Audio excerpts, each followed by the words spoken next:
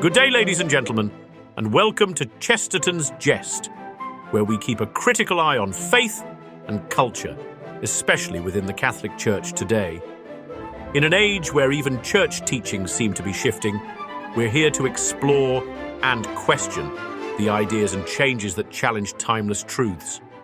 Through thought-provoking, often humorous perspectives, we aim to bring clarity to conversations others might avoid, holding fast to orthodoxy with the courage to question what feels off track.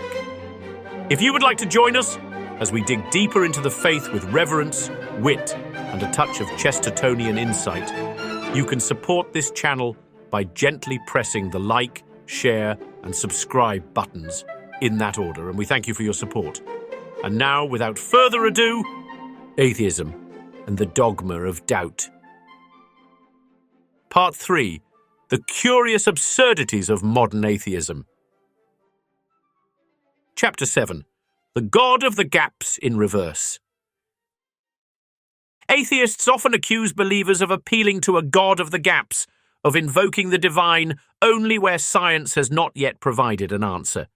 And yet, they themselves appeal to a nothing of the gaps, inserting mindless chance wherever logic would demand intelligence.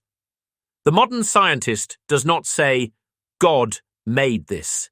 He says, it happened by accident, which is a far more fantastic claim. This, of course, is not skepticism, but a faith of its own kind. A faith that insists against all experience that order can spring from disorder without a guiding hand. The atheist, it seems, has merely exchanged one form of blind belief for another. Yet the deeper irony is that as science advances, it continues to confirm order, predictability, and an intricate rationality in the cosmos, qualities that one would expect if a mind had designed it. The laws of physics remain eerily mathematical. DNA operates with the precision of a language, and the fine-tuning of the universe for life is so improbable that even some atheists have postulated an infinite number of universes simply to explain away this one. In essence, they have replaced a single God with a pantheon of hypothetical worlds, none of which they can observe. If this is not the very essence of faith, then faith has no meaning at all. Chapter 8. The Moral Argument of the Immoralist. Modern atheists love to talk about morality, though they are in a most awkward position to do so. If there is no God, then there is no absolute right or wrong. And yet, they speak of justice and human rights, as if they were laws of nature, rather than the preferences of evolved primates. They campaign for human dignity while denying the metaphysical ground upon which dignity stands. A worldview that claims we are merely accidents of biology cannot demand that accidents be treated with honor. Thus, the atheist, while denying objective morality, becomes the first to invoke it when convenient. Worse still, history provides ample evidence of where atheism, as an applied philosophy, leads when its adherents take their premises seriously. The French Revolution, the Soviet Union, Maoist China, all were grand experiments in dispensing with God and enthroning reason or materialism in his place. The results were anything but reasonable: rivers of blood, destruction of churches and art, and an institutionalized contempt for human life.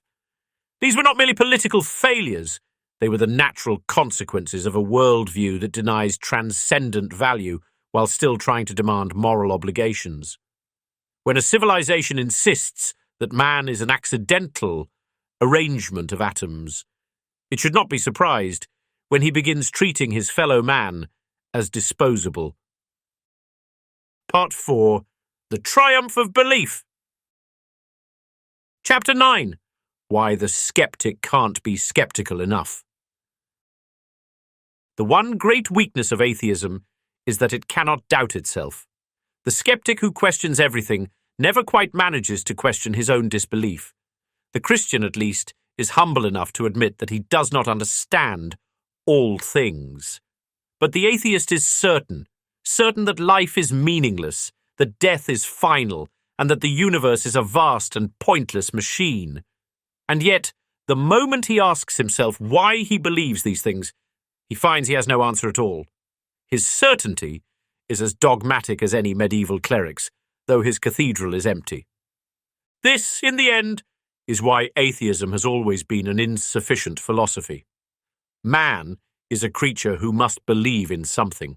Strip him of God, and he will turn to lesser gods, the state, the self, progress, or power. Yet none of these things satisfy for long. The atheist, when pressed, cannot live as if his own worldview is true. He still loves, as though love were real. He still hopes, as though there were something to hope for. And he still speaks of purpose, though he believes in a purposeless world. This contradiction haunts him at every turn, a quiet whisper that he is arguing against something he secretly knows to be true. Chapter 10. The Eternal Revolt Against Nothingness. Atheism is not the great revolution it pretends to be. It is merely the oldest heresy repackaged for modern tastes. It has been tried before, in every era, and it has failed in all of them. It fails because man cannot live without God, no matter how much he pretends otherwise. He will worship something, whether it be science, the state, or himself. Even the atheist, when faced with tragedy, prays, if not to a god, then to something. He calls upon justice, meaning, and hope, as if these things had an independent existence. He revolts against the void, not realizing that in doing so, he has already admitted defeat. And here lies the true paradox. The atheist does not reject belief. He merely rejects the consequences of belief. He longs for the kingdom of heaven, but without the king, for the morality of Christianity, but without Christ. He wants purpose, meaning, and justice, but he will not acknowledge the one from whom these things come. In the end, he is left with nothing but an empty throne, an altar without a sacrifice, and a world that can no longer make sense of itself. But history shows that belief always returns, not because man is weak, but because truth is strong. When the skeptic has exhausted himself, when the rationalist has reasoned himself into oblivion, and when the nihilist has no more words to say, then, as always, the church will still be standing, waiting for the prodigal to come home. Thank you for watching. If you enjoyed today's video and share our passion for defending the true faith with a touch of humor, be sure to head over to chestertonsjest.com and check out our collection of bold, pro-Catholic graphic tees designed to spark conversation and inspire conviction. Whether you're looking to wear your faith proudly or share a laugh, we've got something for everyone. Visit us today and join the movement, because in times like these, it's more important than ever to stand firm in our beliefs with style and wit. As Chesterton once said, a madman is not someone who has lost his reason. A madman is someone who has lost everything except his reason. So, let's keep our reason and our faith intact together. Thanks for listening.